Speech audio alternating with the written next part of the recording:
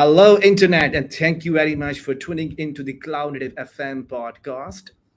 You are listening to the host, Saim, co founder of Cloud Native Islamabad and the organizer of the very first KCD Pakistan. Good morning, good evening, and good afternoon, regardless of where you are and watching or listening to me, or watching or listening to the recording of this show. Very, very warm welcome to the show. A show which brings in the latest and greatest news from the CNCF ecosystem to help you keep up to speed with what's going on, where you need to be focused on more, where you meet the brave mind and awesome community member, co-founder of the most watched open source projects on this show. So today is 18th May. I'm joined by Frédéric Harper, principal developer advocate at Kubefirst. A quick intro of the Kubefirst. Kubefirst is a fully automated and operational open source platform that includes some of the most popular open source tools available in the Kubernetes space, all working together from a single command. Kubefirst support AWS, Zero Cloud, by running kubectl kubefirst CLI command against your empty environment, you will get a GitOps cloud management and application delivery ecosystem complete with automated Terraform workflows, Vault secret management, GitLab, and GitHub integration with Argo. So, without any further delay, let me go straight to Frederick. And thank you very much for being on the show. My pleasure. Now, over to you, Fred, and give us some quick intro, and then we start discussing the project today. Wonderful. So first, thanks for having me. Super excited to be here. My name is Frédéric Harper. I'm from Montreal in Canada, and I am a developer advocate at Kubefirst. So, I know I've been in tech for a long time, and I played with a lot of technology when I was a full-time developer. But the last couple of years, I'm a developer advocate. So, I'm still technical, but I talk more about tech than I do it myself right now. And I joined Kubefirst a couple of months ago and just excited to be back in the cloud native space and talk about Kubernetes and really trying to help developers, DevOps, and people wanted to move to Kubernetes or just being more, efficient and effective when it comes to deploying Kubernetes clusters. So great time overall. Yes, absolutely, absolutely. And we are actually meeting in a wonderful time because self-service, developer portals, IDP, platform engineering is a focus. And according to the Gartner, I think 78% or 68% of the companies are investing time heavily on the self-service solution. And the tool that we are learning today is a kind of a self-hosted GitOps platform. And remember, GitOps and Kubernetes is not easy.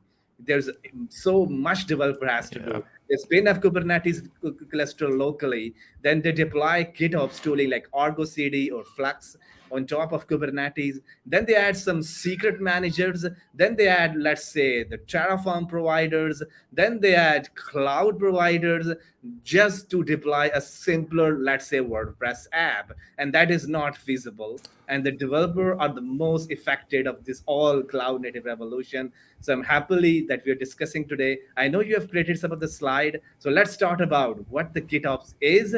And I hope your screen is now visible on the screen. So over to you, Fred. I will ask question as we go along. That's wonderful. So that was a great intro. I always like to say that creating a Kubernetes cluster right now is easy, but it's everything that come after that is like can be quite complicated.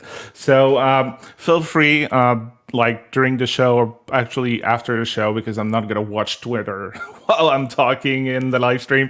But feel free to, if you have any more question, any concern, share things that I've said that you agree or disagree with. Feel free to do it. My username is at @hefharper, and so I always, when I talk about GitOps, I always like to start with DevOps because, this is a concept that most people know, or even if you're not like in the DevOps space, you kind of like have an idea. So GitOps is a branch of DevOps. You can see this as a branch of DevOps. And what we used to do in DevOps, we used to have our application code that we put on a Git repository for the last couple of years. Like Git is the de facto file versioning system that you use. So we put this on a Git repository. We have our code there, and we have like our CI/CD pipeline that do all the magics to automate stuff, but also deploy our application on our cloud platform. And it's working well. Let's be honest, it's working well. And we started to do things like infrastructure as code, using platform like Terraform, where I'm a huge fan of infrastructure as code because you basically, it says in the name, you basically define your infrastructure with code, which means that you get the benefit of having a text version file, which you can put on Git. You can have some file versioning. It's easier for you to get the history of what's happening. And, you can even put configuration. And those are the things that you may or may not have done when it comes to DevOps. But it usually looks a little bit like this. And what's happening when you move from a DevOps way of handling your application deployment to a GitOps is that now we start to separate the CI part from the CD part. So we still have it, we still do automation, it's still useful for testing stuff, for verifying things, when you merge something or do a pull request to your Git repo, you have some automation or you build your application if it's a code that needs to be compiled. So everything's working in the CI like you used to do before. But again, now we decouple the CI and the CD pipeline. But the other difference too now is that it's not just about the code is pushing through the CD pipeline to push in the cloud. Your continuous development tool is basically pulling your code, the information, what it needs to make your application, to deploy your application from your Git repository. So now it changed the paradigm a little bit, and we're going to see why there's some benefits of doing that maybe a little bit better. And the big difference when we think about GitOps, it's that now it's not just about putting your application on Git and saying okay, yeah, we use Git, it's nice, it's easier to collaborate with people, but it becomes your source of truth, which may have been the case with DevOps, but when we talk about GitOps, it's one of the principles, Git becomes your source of truth.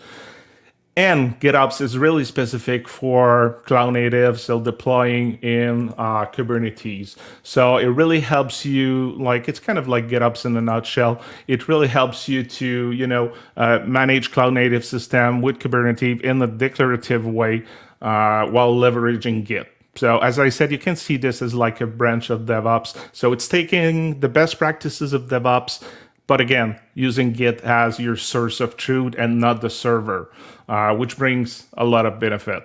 So I just saw Patrick. Patrick is, I need to say, he's a huge fan of Kubefirst. So thanks for joining us today. I don't know if I'm stealing your host task, but I just saw Patrick saying, hey, and I was like, that's amazing. So yeah, and if I continue about GitOps, there's something, there's no, I don't know if I can say that. There's no standard per se, but there's a working group working on some principle that I consider myself as a standard, something that we should respect when we talk about GitOps. One of the GitOps principle, there's actually 4 GitOps principles, so it needs to be declarative. So it's why we're talking about infrastructure as code. It's why we're putting configuration with awesome Patrick. Love this guy. It needs to be declarative. The second thing is that it needs to be version and immutable. So we do that by leveraging Git. So it's really the Git technology. So you can use whatever Git provider, Git server, Git hosting solution you want, like GitHub or GitLab. But by using Git, you're respecting the second principle, and it needs to be pulled automatically. So this is what the part we've seen before, where the CI take the information from the Git to deploy, update, or reconcile the application that is on your Kubernetes cluster. So the benefits of pulling instead of pushing the information is 2 things. That now the CI is really the master of the state of your application in the cluster, which means that if someone goes around I don't know, I'm the one responsible of my application, or I'm the one responsible of like everything GitOps or DevOps we do at the company. If someone's go do some ClickOps thing, or someone change something directly on the pod on my cluster, the CI will reconcile that because the source of truth is Git. And the last principle is that exactly what I was saying, so I was ahead of my time, but really like continuously reconcile, which prevents some what we call cluster drift, or even like server drift, when the source of truth is Git, but like the application on your server is a little bit different. So with GitOps, if you respect those principles, the source of truth would always be Git, and you will always have the same application or services or tool deploy on your cluster. So yeah, go ahead. Yes, Fred. So if we can address few of the questions here. So I think in the Kubernetes, we look at the idea of Kubernetes manifest. Everything is written in the form of YAML file. Your app, your services, your infrastructure, everything. I think we happen to be in the past. Our application might be in XML. Our infrastructure code might be in another form of configuration language. So we never come up with a plan like we can add applications plus infrastructure in code. We never think about this. With the Kubernetes, now infrastructure plus our application is now in the GitHub repository. And Kubernetes has these controllers all the time who can look at it and look at the desire and actual state and reconcile all these magic. But currently, we know, we discuss what the GitOps is. Can you suggest some of the thing what GitOps isn't? Because I think there's a misconception in the community a lot. Plus, the difference between GitOps versus ClipCops versus ScriptOps versus kubectl apply. Yeah, so those are really good questions. So I would say the first thing I would say that GitOps is not. It's not a magic solution. So if you have bad practices, it's not going to fix that for you, unfortunately. Also, it may not answer directly the question, but you may have like a more steep learning curves, especially if you were not doing DevOps before, because now, or especially if you don't have any knowledge with Git or knowledge with infrastructure as codes. So those are things that may bring a learning curve. The other thing is that it may not be faster in the sense that because everything goes on Git, you mean that like there's some layer of approval, there is like probably new processes for deploying because everything goes on Git. Hopefully you have some like good practices about, if I do a PR because I want to change the infrastructure, I want to deploy a new application or a new version, like there is someone who's going to review your code. So there is really, it's like it can be a little more cumbersome, but I firmly believe that like it's a positive thing because there is like that review process, and you cannot deploy directly on the server, or actually there's probably a way for you to do it, but like the CI will basically like remove the cluster drift, or like the changes that were applied that were not in the Git repository. And it can be also, the other thing is that I mentioned it, but it's really important, like it's Kubernetes centric. So you can take some of the benefits of GitOps, and as we seen before, like some of the things or the best practices when it comes to GitOps, we were already doing them in a DevOps environment. So when it comes to the difference is that, ClickOps is things you will do with your mouse, basically. So let's say that I need to add a new like Kubernetes cluster, I need to create something in my cluster. I can basically just go, let's say I'm using Civo or AWS, like I'm in the cloud, I can go in the dashboard or the AWS console, and I can like add some resources to my virtual machine, or to my Kubernetes cluster. And while doing that, it's a click up. Like I'm doing that with my mouse manually. And there's nothing wrong per se about that. I mean, like you're doing the job you have to do, but in the end of the day, who knows what I've done with the ClickOps, and like it may not be replicable, and so having everything within the code within your Git repository, it's really the benefit out of it. There is traceability. It's easier to roll back also. If there is any issue, then like if there's like just someone on the team that went on the console or on the dashboard and like did something manually, which is a little bit what we do when we talk about script ops. The difference is that we do that with script, and GitOps could look alike a little bit like that because we automated a lot of things with code. We use tools like Argo Workflow. We use like GitOps Workflow or GitLab Runner, like different tools to automate stuff that is used part of like the file, the configuration, the information you have in your GitOps repo. But instead of manually running those scripts on my side, I basically define what I want to do instead of like doing it with my script. So that's the difference for me. And obviously, it came the same where I'm on my machine. I can use kubectl to do some changes to my cluster. But again, the benefit of GitOps is that it's not something that you do basically on your machine. Like there is a process that like when you put your thing on a GitOps repository, there is some automation with your CI pipeline that will do the deployment or the changes for you. Like as an example, you want to, depending on how you configure your stuff, like with Kubefirst, we have Vault to manage users and passwords and secret.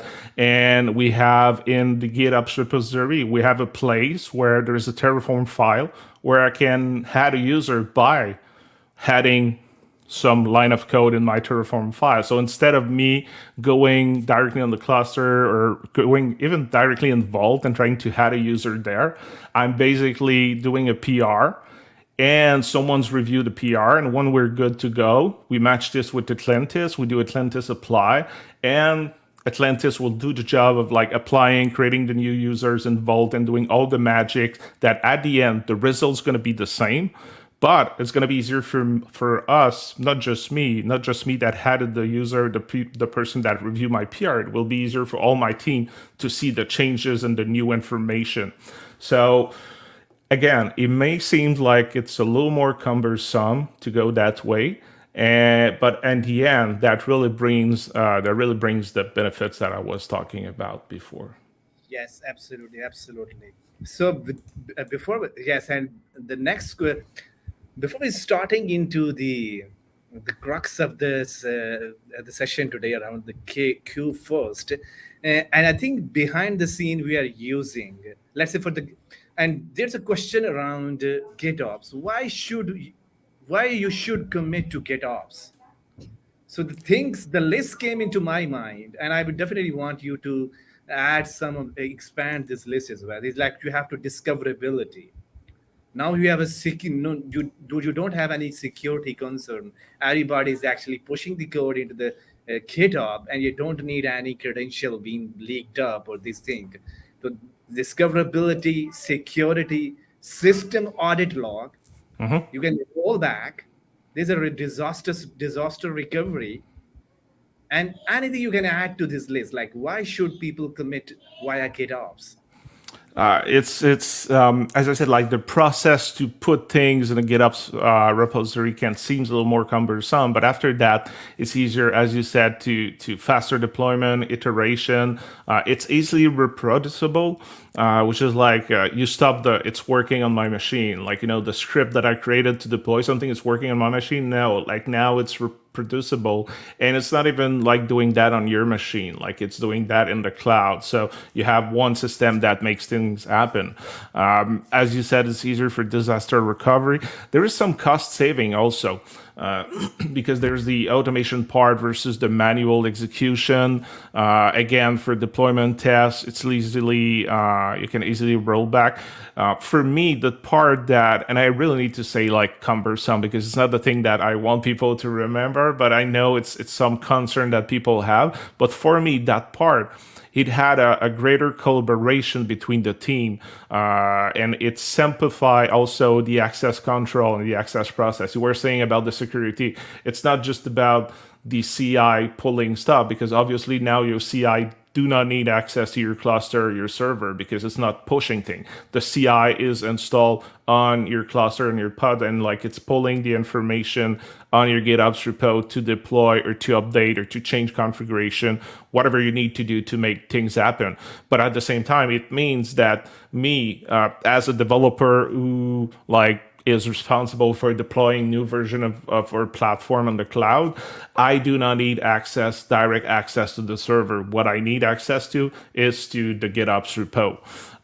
And the cluster drift is super important because every developers or DevOps people that have been doing that for just a little while, especially with like the previous technique that we're managing Cloudly for, you're gonna see that sometime there's something like different on the server, or you change just a little something and it's not working anymore, but you don't know what happened. It's because like John in the other team who has access to the server did a modification to help him fix his own things, but he like something didn't work now with your own application. So now it's like before it was really hard to find that information.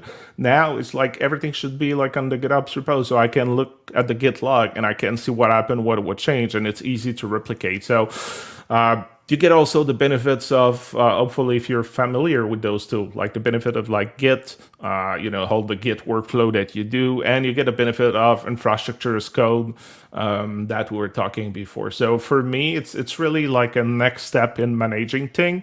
It just makes life easier. Like once you get used to like how to do GitOps and everything, like the source of truth is Git. Once you get used to that, for me, it's just an easier process. And it just make more sense because now I don't have to concentrate on like the specific server problem, the specific coworker computer problem. No, now I need to focus on what I do best, which is like building my application. Yes, absolutely, absolutely. So now is actually we moving to the favorite part of this conversation is like what was the problem you actually trying to solve, and then you end up with a project that is now the part of the open source, and that now we got at the Cube first. So let's start the journey of the Cube first, and plus who has given this name Cube first? You know what? That's a really good question. Hey, like now that's a really good question. You know what? I do not know where that name come from, but let me speculate. I mean, Kube for like Kubernetes, so that part is like obvious. And I would say Kubefirst, and now I'm pretty sure the founder of Kubefirst, John and Jared, are listening and they're like just shaking their head and like, Fred, you should know that. You're a developer advocate at Kubefirst. And they probably tell me, but I have a shitty memory for some stuff. But I would say Kubefirst, because it's the first thing you use when you want to deploy a new Kubernetes cluster. And hopefully that's the right definition. But you know what? At first I was like, what's that name? And this is the story I came up in my mind. So it's probably why I never asked, because in my mind it sounds like it's obvious. And this is basically what the tool does.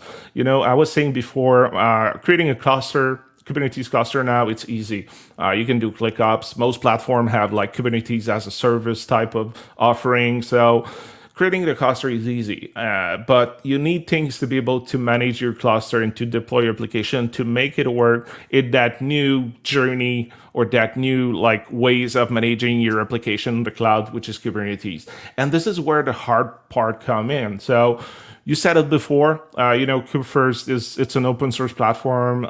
It's free. Right now it's a CLI. There's other things coming with it, but we deliver an instant GitOps platform. So you have the most popular open source tool working together in minutes on a new Kubernetes cluster. And this is the important part, is that every people that had to deploy application on Kubernetes, the part excitement, part a little bit pain of like having to put everything to be successful.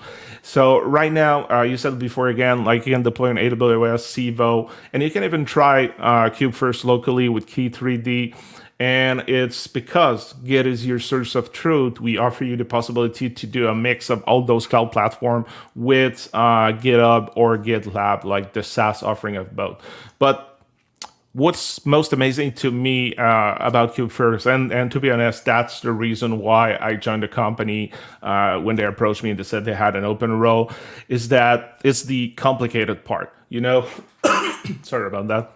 like once you deploy your application, if you really want to automate the process, if you really want to have like all those tools working together, so with one common line, you do like Kubefirst, you choose your platform, so let's say Kubefirst, AWS create, you had some flags to give more information to be able to create a cluster, and we create a cluster.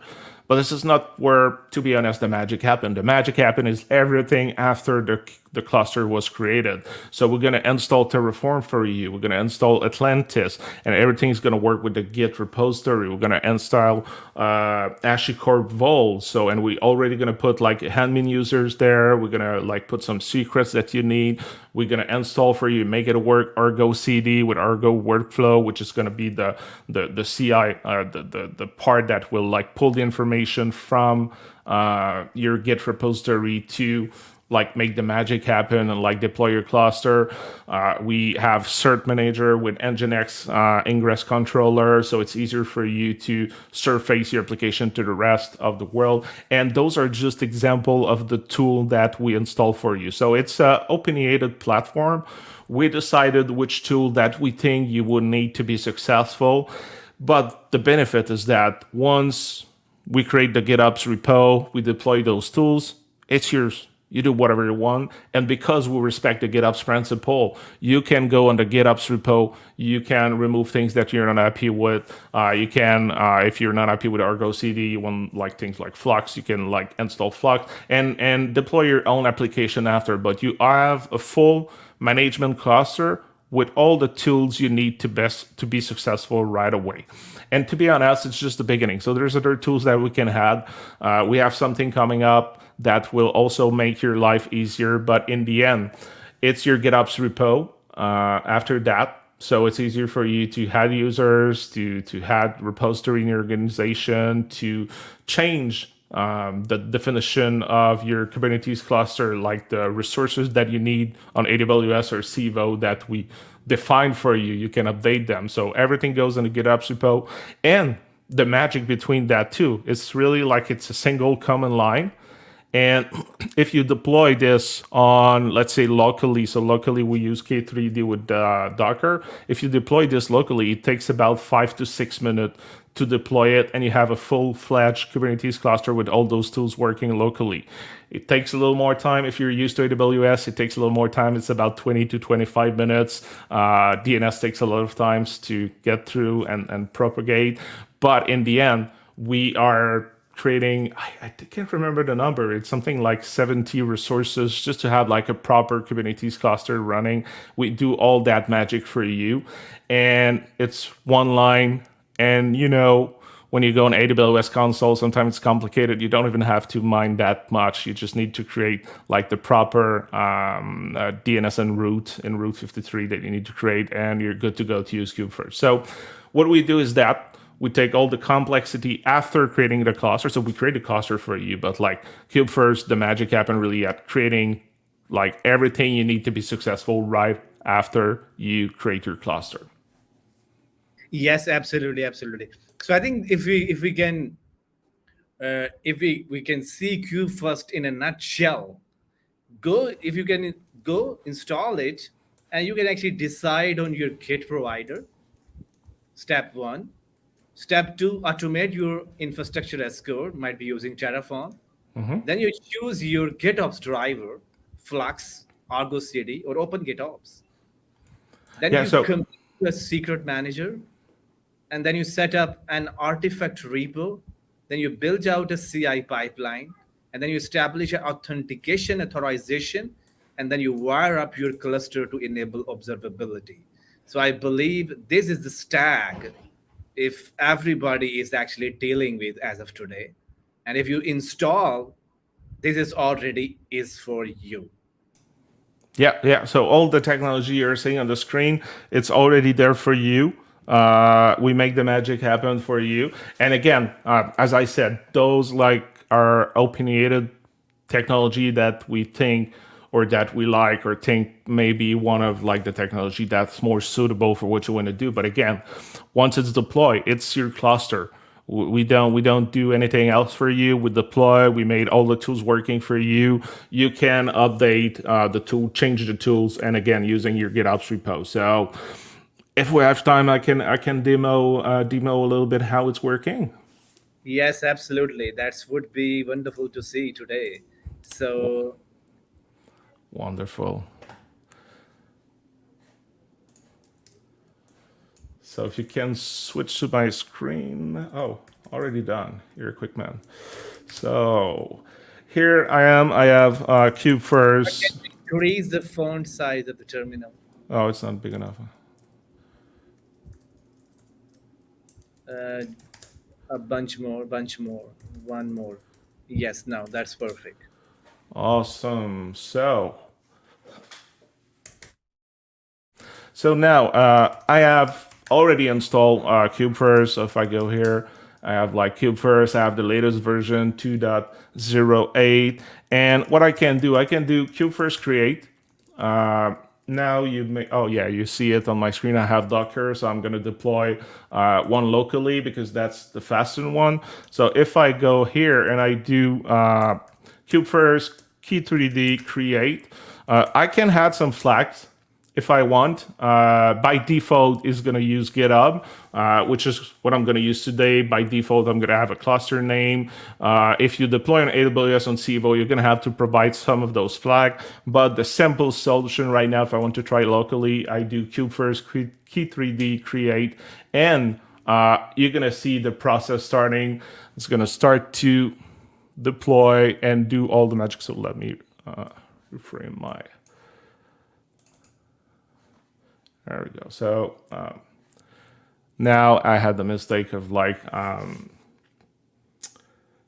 resizing my terminal. So now you're going to see now what's happening is that we have a GitOps template repo, and we're going to clone that repository. We're going to create on your own organization. So the thing that I didn't show is that before I just need to have, and it's all explained in the documentation, but I need to have a GitHub token with the right permission, because I'm going to have to create, actually we're going to create two repository on your GitHub platform. So we're going to create GitOps repo, which is part of the GitOps template repo that we have on the Kubefirst organization on GitHub. So you can go there. There's some folder that you won't have because we have all the information for the different platforms. So in my case, it's going to take most of the information plus the key3d folder for GitHub, like everything I need. So I'm going to have the GitOps repo created. I'm going to have also a metaphor repository created, which is just a demo application, simple demo application that you can basically see how it's working, connected with Argo, connected with like the GitHub workflows, the GitHub action. And so just before that step, when I was talking, there's the Terraform part. So basically, Terraform is going to do what you have to do. Now it's creating the key3d cluster, but you can imagine that if I do that with AWS or Civo, Terraform is going to create the resources needed. So the virtual machine and the firewall and like the storage unit, like everything you need to run your cluster correctly. In that case, it's key3d. So it's using key3d within Docker to create my cluster. So right now the CLI is a little more, the output is a little more beautiful. We have a small issue where when you resize the terminal, it screw up a little bit the output, but you get the gist. Now it deploy mostly. Part of what he had to do is verifying the Kubernetes cluster to see if everything is ready. And again, I keep talking with moving my hands, like I'm not touching the keyboard. I'm not doing some other like black magic behind the screen. It's basically like everything is done for me. And if the demo god is with us today, everything's gonna work perfectly. We're gonna have a new cluster that's gonna be created. So the cluster was created. Now we start to install and configure what we need to make it happen. So now Argo CD, which is basically the foundation outside of the GitOps repo, is being installed. And what you're gonna see is that once the installation is gonna be done with Argo CD, that will open my browser to Argo CD, and I can wait a little bit to have the rest of the installation, or I can log in Argo CD and see what's happening behind the hood.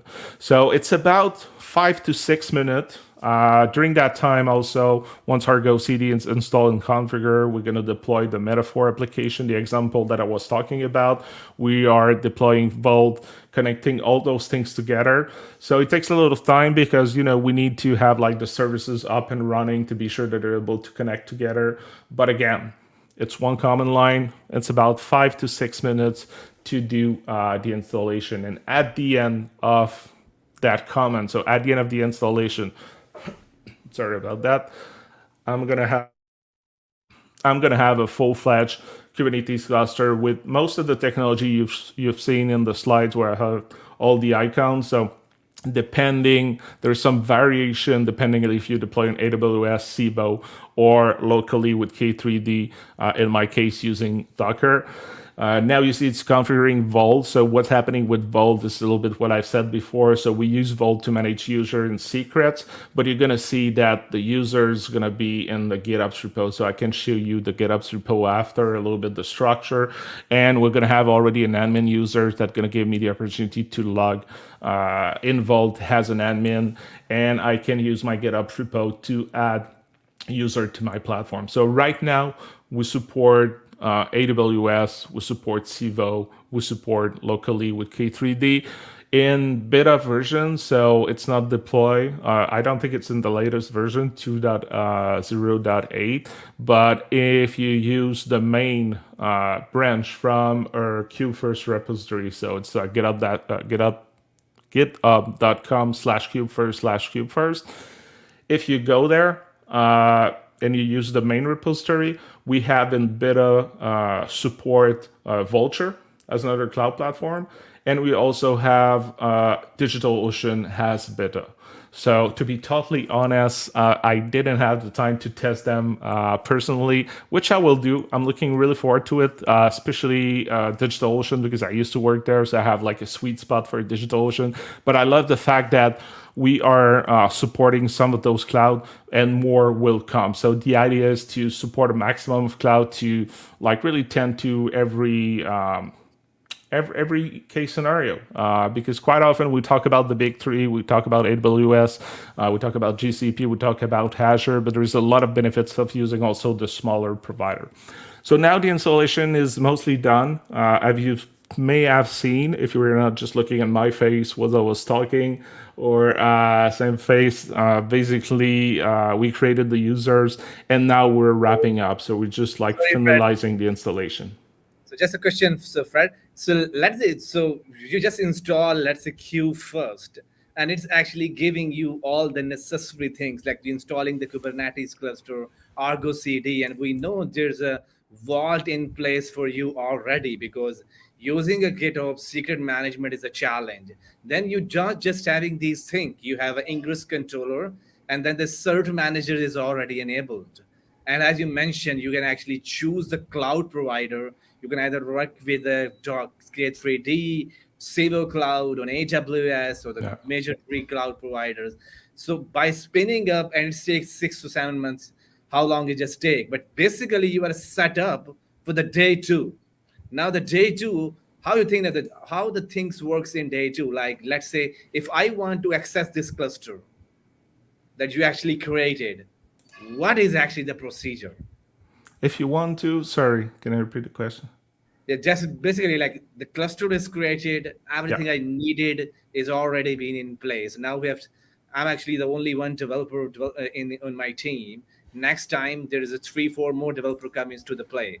So the way I see it, you go to the console, you can actually have admin permissions and you have a developer permissions, and they can basically work with the same cluster, and that is already enabled by default. The permissions.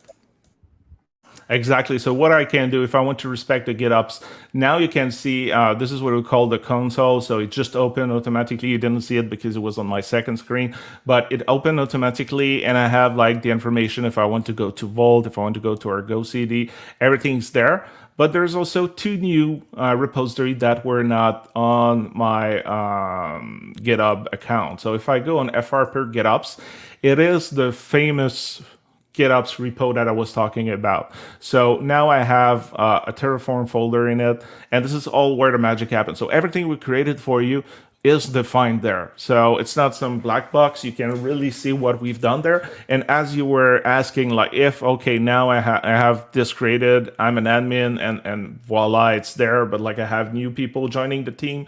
So I can go on Terraform here, and I have a folder called users, and I have a folder called developers. And we already put an example for you called developer one. So what I would do here, I can just go here, and because I'm lazy, I'm just going to uncomment this, but it's there for you, like really to understand, to test, the platform. So I go there, and this is no like Kubefirst specific definition, as you can see here, or maybe you cannot see. Let me put this a little bit bigger. It's a Terraform file, TF extension. So this is how you are gonna define Vault specific user in Terraform. So here it's going to call developer one, and I have his email, first name, last name, username. I really want us to change done because it's confusing, but like it's for developer one. And if I go here and I do commit changes, what I'm going to do, instead of committing directly to the branch, I'm going to go here. I'm going to say had same as a new user. And I'm going to create a new branch. Here, I'm going to propose change. And I'm going to create a pull request. And if everything goes well, you see here, Terraform workflow is saying that like, hey, Fred made a change in the GitOps repo. What's happening? And this is where Atlantis will jump in. We'll look at the change in my file, and we'll provide a plan. So if I look here, I have a plan proposed and say like, hey, I need to put a random password, create a new users, and this is everything that Terraform or Atlantis will do with Terraform will apply. So here, if I was doing the thing correctly, someone could come in, review that plan, and review the PR and accept the PR. In my case, let's say that you look at it and you said like, Fred, that was amazing. So instead of even merging the things myself, I'm going to comment with Atlantis apply. And what's going to happen is that all the things will be done for me. So Atlantis will, again, review the plan, merge my change, and apply the plan to my cluster. So in that case, it's going to add the user to Vault. So if I go there, I see like, hey, everything was merged, even deleted the branch, and it was applied. So in my case, if I go to Vault here, and I'm going to need the token. Oh, that's an interesting thing. My screen is so big that I cannot see. Okay.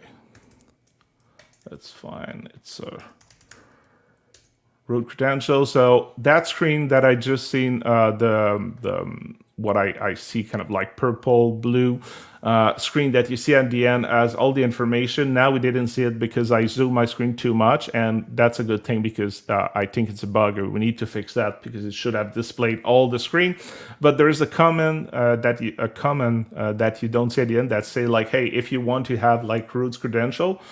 And now I'm doing something that I never do in a live stream, but it doesn't matter because it's locally on my machine. You can see the password. And now you can see my admin token in here. So you could have done that using kubectl and using some templating and trying to find like the right namespace where that information is stored.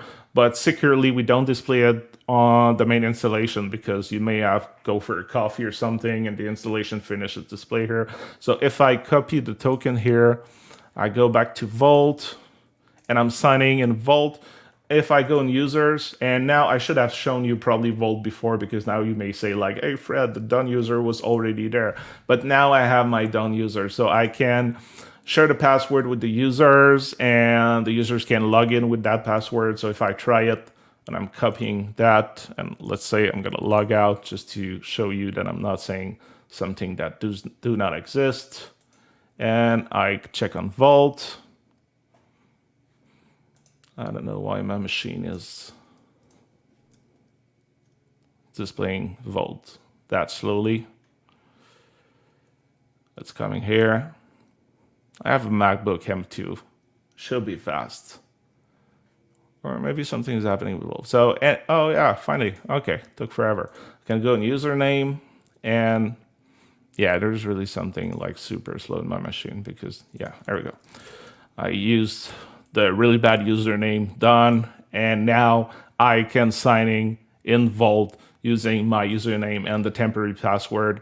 And exactly, like it's taking that it's saying that it's taking longer than usual, and now I have access to the things that only developers have access. So for me, like normally you would probably go in Vault as an admin, have the users yourself, but now it's just easier for you to go there and had it within the GitOps repo. So now if I go in my GitOps repo, I go into Terraform, then I go on users, and I go on developers. You can see like there is my developer here. And the benefit is that if you were not part of that process and you're wondering if like the new user have access, you have the history here. So everything is in Git. It's, as I said, my source of truth. So really easy to add users. Again, it may seem a little more complicated than like just going on Vault, but it brings all the GitOps benefits while doing that. So I don't know if were talking to me. I think you were talking to me, but you're on Yes, mute. yes, absolutely. So actually, like I think there's a one thing I think we should try to ask here as well. So there's a Argo workflow engine Yep. is actually working behind the scene when you're actually committing changes. So us and can you tell us about the CI/CD process? Why you choose Argo workflow? And Argo workflow enabling when you're submitting some of the changes as well. And plus, previously, let's say if we can actually use another user to log back in, and then your vault is actually give you the credential, and that's credential can be used for the, let's say, admin 2 or developer 1 or developer 2 can use those credential, and then they actually look at the secret that actually they have, and then they actually log into the Argo CD, and they can see what the application they are working on. Okay. Yeah. Yeah. So if I go, actually, we use Argo workflow. It was really a choice of, to be honest, it was a preference, like to use Argo CD and Argo workflows. It's to be honest, it's probably I need to ask the founder because I was not there when it was implemented. It was right at the beginning of Kubefirst, but I would assume that it was really a preference, and because those were the tools that they were used to. Yes, But absolutely. yeah, but again, I want to emphasize the fact that like it's your GitOps repository after. So obviously, like everything is like working together, but it would be possible for you to, let's say, like move to Flux and like change a little bit how things are working behind the hood to use Flux instead. The idea also in the future is that we're going to try to make the platform a little more customizable. Not that it is not right now, but as I said, now we're kind of like suggesting with opinions what tools could you have to be successful within the platform, but in the future maybe easier to switch them right at the beginning. But again, it's in the future. It's not right now. It's something that we're thinking. Not sure how or if it's going to be done. We need to talk to the funders about that. The one deciding about the roadmap. So yeah, if I go on Argo workflow here. So there is two ways for me to log in Argo CD. So the thing is that we also implemented SSO using Vault OpenID. So I could just say, hey, I'm going to use the same username password. I'm going to log in via Vault. So which did not work because connection refused. I know that the demo was going too well. So if I try to do done, and hopefully I still have the username password here. Okay, something just went down on my machine. Maybe, oh, it's because, yeah, okay. So right now I didn't have the proper access. So I really can access our Go CD with admin password here right now. So the demo you're asking me will probably not work. So if I go on Argo as an admin, now I can see like everything that was deployed or everything that will be deployed if it's not done yet. But like everything seems to be healthy. There's still the metaphor application deploying, and there's something progressing in the registry. But what I love about our Go CD is that you can really see like everything that is happening in your cluster. And yeah, you can also even add new application directly from Argo CD. But what I would suggest is really to go in the GitOps folder, and at that point you have like the registry Kubefirst, and you can either add a YAML file, as I can show you here. There's like the production YAML file, which gonna deploy the Metaphor application here. And yeah, so Yeah, so we're Fred, a point. quick question here. So let's say if I want to add a new tool into my in my services or the services catalog, so I just need to update a YAML file, and then the GitOps pick up. If I just need to update, let's say YAML file let's say in the main folder. Let's say if I want to use, let's say I want to use, let's say another secret manager or secret driver. So do I need to update the YAML specification? In that way, actually Argo CD pick up this news tool, and then we have, let's say today we're using secret manager, and we actually use another tooling for that. So the way how see it, so the workflow does look like that, or we manually have to install some other power. If we want to choose another alternative of the tooling, what is the flow, how the things work? Yeah, so it's exactly what you said. So I need to go on my GitOps repo here. If I want to do it the GitOps way, I go here. There's the registry folder, and there's the Kubefirst folder where I'm going to have the definition of my application. So if I go back to production here, so it's a YAML file, and it's going to have the definition of the application that I want to deploy. And if I look at the path here, where I'm going to find the source information for the application I want to deploy, so if I roll back here, Kubefirst, and I go in component, and I have the production folder, this is where you're going to get the rest of the information, like the component, the source of the component that I want to deploy. So I have the Metaphor YAML here, the information I want to deploy, and I have the Metaphor folder here with the chart.yaml. So here again, I'm defining my application that I want to deploy. So the process is pretty flawless. Let me see if I have, didn't prepare for that. Let me see if I have an application that I can deploy easily so I can show you. Yeah, I have, so I have the user. Let me let me try to add one. So I have the Pacman application that I like. So if I go here, I create a new file called the pacman.yaml. It may take a little bit of time to do, maybe not the best example because there's a database, but here, because I'm lazy, I just pasted the code and I'm defining my application. So I want to deploy the Pacman application, and I want to be sure that, so I'm pointing to the repository where the code is. So this is, oh no, it's, anyway, doesn't matter much. And I'm already setting ingress, so my application is going to be accessible from outside. And if I go here again, I'm going to be faster here for the sake of time. So I'm going to do something that I never do. And if John and Jared are looking at the live stream right now, they're going to be like, they're going to be screaming because I'm the first one telling them not to do that. So now what I've done, I created the Pacman YAML with the definition of my application. And if I go in Argo CD here, and I refresh, actually, should be good. Oh, I think the application, what's that? If I go here, I should see in my registry here, at some point, I should see a Pacman trying to deploy. If I do a hard refresh, there we go. So Pacman is now trying to deploy. It's out of sync because it just started the process.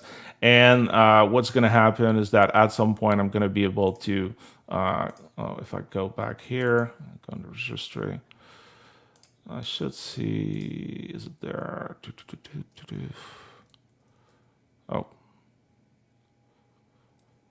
No, actually it's going to be in the registry. So if I go in the registry, It's syncing. So enter E.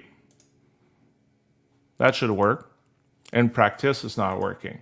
But this is how you should have an application if you're not me. So you go under your GitOps folder, you had the definition of your application, and once like Argo CD picked up the change itself, and now is trying to deploy. So maybe I'm just like not patient enough. It's taking a little more time, or there is something happening right now that I should debug, but maybe I miss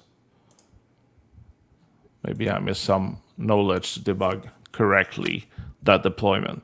But this is how you should Yes. deploy. Obviously, you could still like try to deploy application with some Helm install, but the way to go is really to use the GitOps repo. Yes, absolutely, absolutely. That's and we have a webinar on the Kubefirst YouTube channel as well, and then that is actually I think the 30 to 40 minute old webinar that gave you up to speed with the Kubefirst as well. So you can actually go explore that as well. So I think that is actually the beauty. That is actually the beauty of the Kubefirst. Number one is actually if we actually wrap up the discussion here is actually the once you have you need a cluster, then you need a GitOps tooling, then the GitOps tooling need to work with the secret drivers or secret management solution. Then your application needs the ingress controller. Then you need some kind of monitoring tool for once your application is actually working in a production setup. You need to observe how the traffic is routing. So when you install Kubefirst, so these all things deployed for you. And now for the day two, you actually need to add more applications or more tooling just by creating a YAML file. And that's how the flow work. And let's say if you actually add new member to the team, you can actually give access to the vault can create new user credentials. That user credential can be used that user credentials can be used to work with the another developer, go to their Argo CD dashboard, and then work with their project or their applications, not be messing up with the other application. And we have a permission model already in place. Plus, the beauty of this is actually we have enabled the GitOps flow for everything. You have Atlantis is already been enabled. You created a Terraform controller, and then you actually ask Atlantis by submitting a pull request that you need to apply this Terraform plan to cluster or not. So from creation of the cluster to the creation of the apps, everything is deployed via GitOps principle, and that is actually the pain right now because most of the companies and most of the open source communities and the projects are doing something manually and something they have automation in place, and that messed up the whole cluster. You created the cluster manually, and then you deploy app using the GitOps principle, and then you keep on doing it, and then the debugging becomes very hard, and the things become more Yeah. complicated. If you look at the code first, everything is via GitOps, either the creation of the infrastructure or the deletion of the apps, everything via GitOps. And plus, the best thing is sometimes you need to update your tooling, and that is a core requirement where people struggle a lot of time swapping different technologies in their infrastructure. But with the queue first, you create a YAML file, everything is baked into it. So these are the things I really like about most. So over to you, Fred. Give us a final thoughts and give us the direction where we can learn more about it. Yeah, so you did a really good job to do like a summary of what we've shown in Kubefirst. And have you seen at the end, even with like a proper GitOps repository and all the tools in place, I had a small issue deploying the application, and I can say 100% that it was my fault. There's something I missed. Like I'm gonna watch the recording and like probably have like a haha moment where like, oh no, you forgot that thing. So even with all the tools in place, sometimes it can be complicated. So using a proper tool like Kubefirst that really helps you to deploy all those things working together with a proper GitOps principle in place, with a nice GitOps repository that basically become your own, it really saves you time. I've heard stories of companies where it took weeks, sometimes months, to just reach a point where you have enough knowledge to have all those tools properly working together. And now we've seen it in like 5 to 6 minutes. I had something working on locally on my machine. So if I do this on AWS, let's say everything goes wrong, 30 minutes, voila, you have like a full-fledged cluster. So next step for people that want to try it, again, it's open source, it's free. You can go on github.com/kubefirst/kubefirst. This is where all the magic happen. If you have any issues, problems, something you don't understand, the docs is a good place, but we are a super friendly, human, approachable company. So we have a Slack community. If you go on kubefirst.io/Slack, it's an open source community, and when I say that, I mean it, meaning that we have the helping ends channel where we can ask any question about Kubefirst, but we also have some channels for Argo CD or Vault where you can ask questions that are not even related to Kubefirst. We just want to help you being successful. We just want to help you to be successful when it comes to using cloud native technology and using Kubernetes. So come say hi. And last thing, we're always looking for constructive, real feedback. We're still a young, small company. We're doing our best to put what we think is one of the best tools out there when it comes to like creating a full production ready cluster. But again, nothing is perfect in life. So if there's something you don't like, if you have any suggestion, if something doesn't go well, please let us know. Really welcoming any type of feedback. And on that note, if after the show or you're watching the recording, you want to get in touch with me, I'm also friendly, I hope I am, and really approachable. So feel free to send me an email. My email is fred@kubefirst.io. I spend too much time on Twitter also, so you can ping me at fharper. On our Slack community, I'm Fred.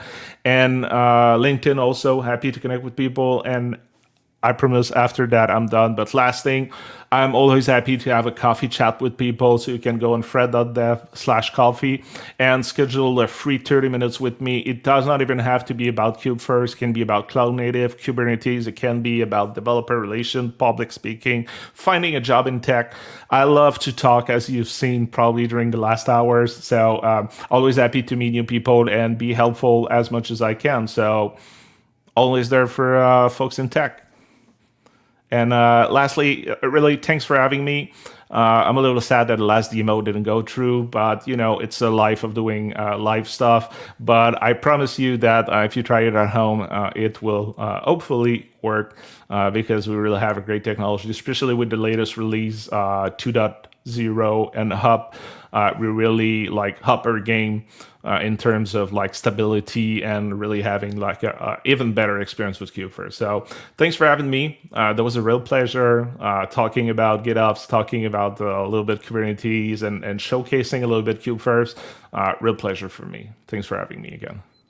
Yes, absolutely. Thank you very much, because this is a very useful conversation today. Because I think if you feel like as of today, I think most of us is installing Kubernetes, using Git, then installing GitOps, then installing Ingress controller, then bringing up secret manager, then installing observability tools, and that is developer has a lot of pain behind these things, and they need a self-service portal. They need a self-service portal, and according to recent research, there are 68% of the companies are investing time to have a self-service portal available. And if you are the GitOps user or adopters, then you possibly are building one for your GitOps platform. But remember, the Kubefirst is an open source tool.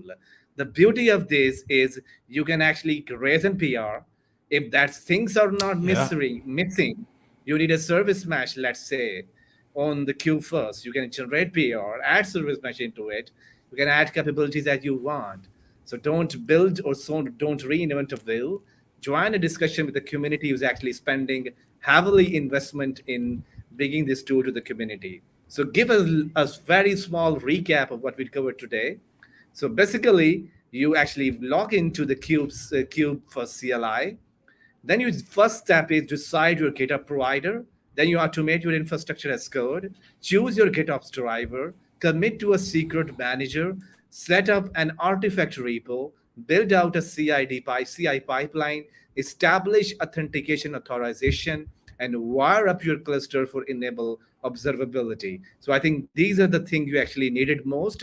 And when you go to the resources section, you will see the Kubefirst powered cloud native platform include a sample application called Metaphor Frontend that demonstrate how to run GitOps delivery using Argo workflow that come with batteries included, pre-built GitHub action that are running on private GitHub runner on your local cluster. You are provided with automation to build and publish container and charts, set GitHub's desired state automatically, manage version for releases even locally.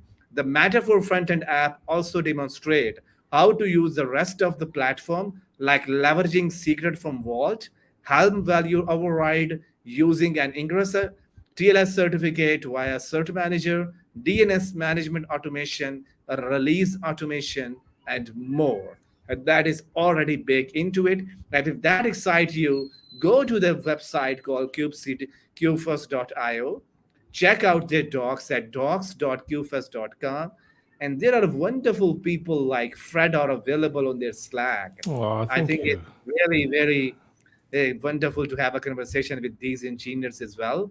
And we have, and also go to this link and come watch how to install QFirst locally, and you can see how easy the setup is. And you learn on this blog how Kubefirst build Kubernetes platform in 8 steps. This is a new release, Kubefirst 2.io, adds Civo, GitLab, UX, and more. And you're interesting, like how Fred joined this Kubefirst team. Interestingly, there's a blog as well on their website. So you go explore how actually Fred joined his team as well. So if you like this channel, subscribe to it and follow us on the Twitter. And with that, thank you very much for Fred. It's been a pleasure talking to you. We'll keep on Pleasure was engaging mine. because the stuff you are doing is very important for all of us. Stay safe, stay healthy, everyone. We will meet you again in future. Have a wonderful day, everyone. Bye bye.